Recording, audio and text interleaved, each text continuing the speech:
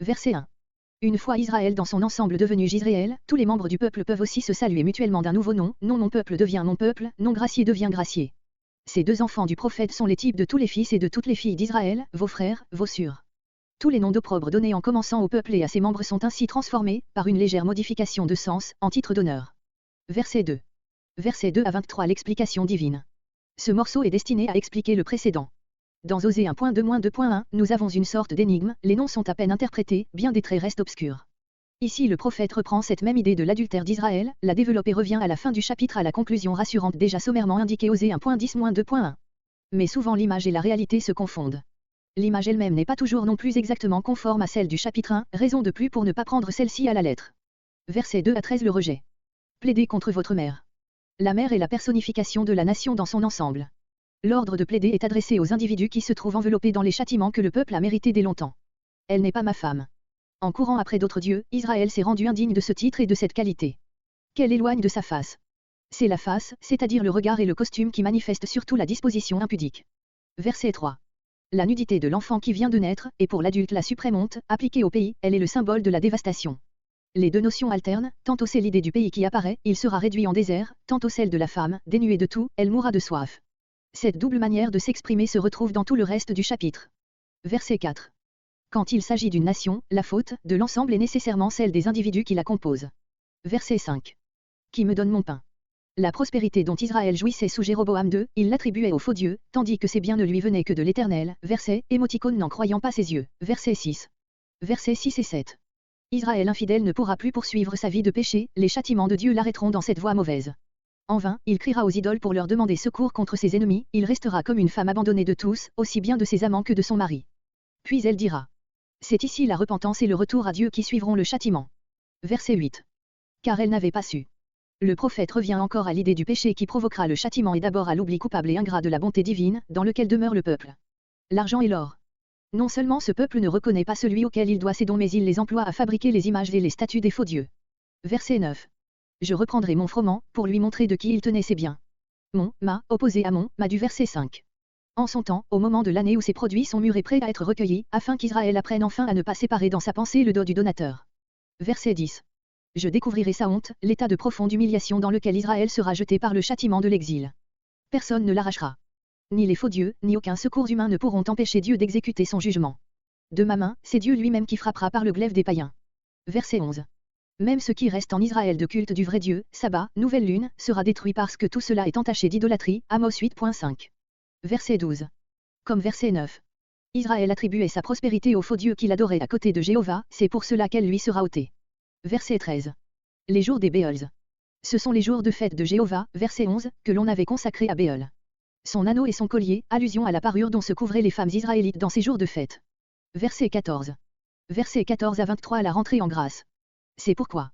C'est précisément parce que l'abîme dans lequel est tombé son peuple est si profond, que l'Éternel ne veut pas l'y laisser.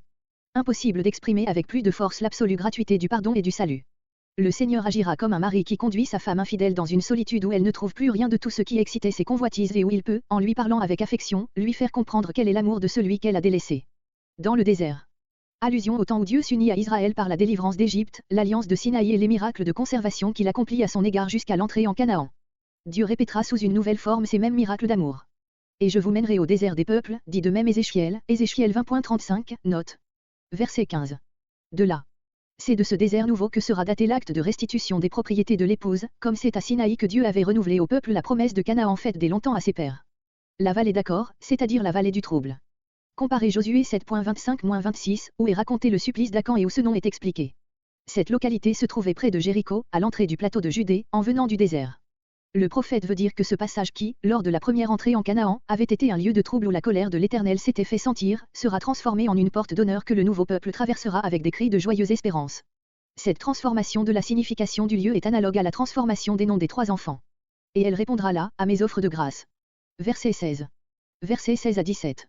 Le peuple est maintenant rétabli dans sa terre, un changement merveilleux s'opère, jusqu'alors il avait partagé son culte entre l'Éternel et Béol, donnant même parfois au premier par une étrange confusion le nom du second, qui signifie maître ou seigneur.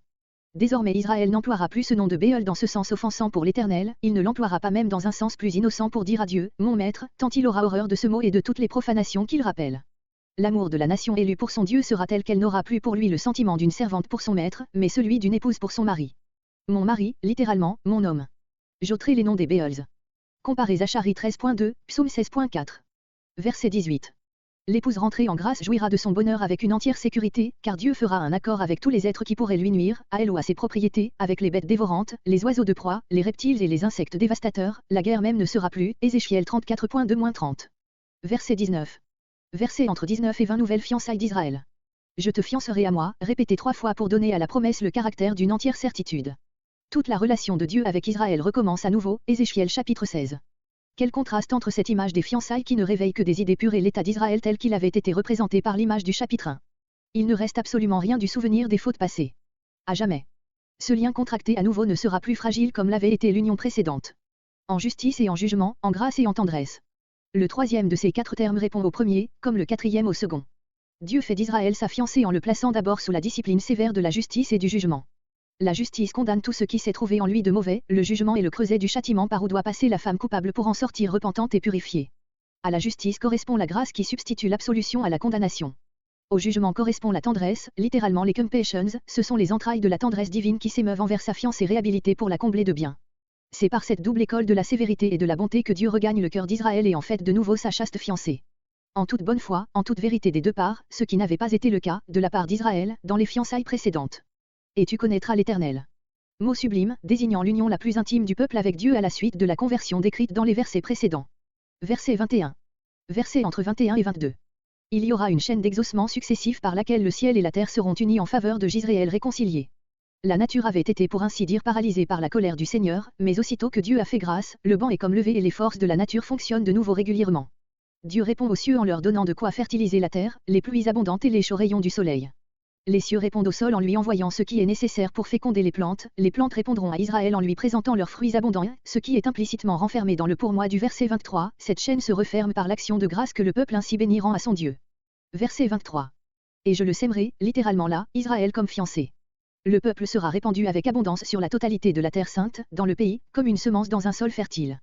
C'est ici le développement de la brève indication jetée par anticipation Osée 1.10-2.1.